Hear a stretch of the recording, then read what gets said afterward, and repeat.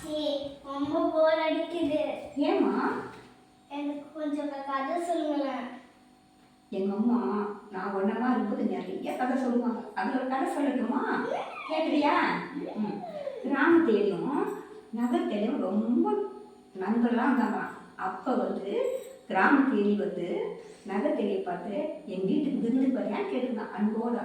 நகரத்திலையும் சந்தோஷப்பட்டு கிராமத்துக்கு விருந்து போனோம். கிராமத்திலையும் ஓடி போய் கேழ்வரகு, கம்பு, சோளம், குதிரைவாளி அதை படைச்சிருக்குது. இலைய வச்சு சாப்பிடுன்னு சொல்லு. ஆனால் அந்த நகரத்தேரிக்கு பிடிக்கவே இல்லை. இது என்ன சாப்பாடு, ருசியில் ஒன்றும் இல்லையே, நல்லவே. நீ பேசாமல் என் கூட நகரத்துக்கு வந்துடு, நம்ம 2 பேரும் நல்லா ஜாலியாக இருக்கலாம், திட்டத்தமாக சாப்பிடலான்னு அந்த அந்த கிராமத்தேரி கூப்பிட்டுட்டு நகரத்துக்கு வந்துடுறாங்க. வந்ததும் நகரத்து எலி இருந்த இடத்துக்கு கிராமத்தேரி இருக்குதான். அங்கே உணவுலாம் தயாரித்து குடிச்சிட்டாங்க.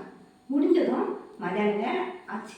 அப்போ சாப்பிட்ட நேரத்தில் அந்த வேலைக்கார பெண்மணி நீட்டெல்லாம் சுத்தம் பண்ணி அப்படி போகிறாங்க. இந்த 2 எலியும் நடமாட்டம் இல்லைன்னு சொல்லிட்டு இப்படி வரும்போது, ஆனால் கிராமத்தேரி அப்படி போய் அப்பளத்தை எடுக்கவும் வேலைக்காரி பெண்மணி வந்துடுறாங்க. தொடப்பத்தை போட்டு எரிஞ்சிட்டாங்க. மேலே எரிஞ்சதும் கிராமத்தேரி காலில் கால் இதாகிடுச்சு, உடஞ்சிச்சு. அது நொண்டி முடியாத மொழி போய் கிராமத்துக்கே சேர்ந்துச்சு.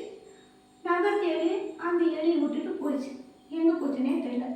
இது என்ன தெரியுதுன்னா, ஒருத்தர் பேச்சை கேட்டு நம்ம எந்த செயலிலுமே ஈடுபடக்கூடாது.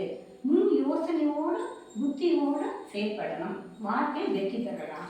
ஆச்சி கதை சூப்பராக, நானும் யோசிச்சுதான் போவேன். வேணும்னா லைக் அண்ட் சப்ஸ்கிரைப் பண்ணி அதுக்கப்புறம் கமெண்ட்ல உங்களுக்கு என்ன கதை வேணுமோ அது போட்டு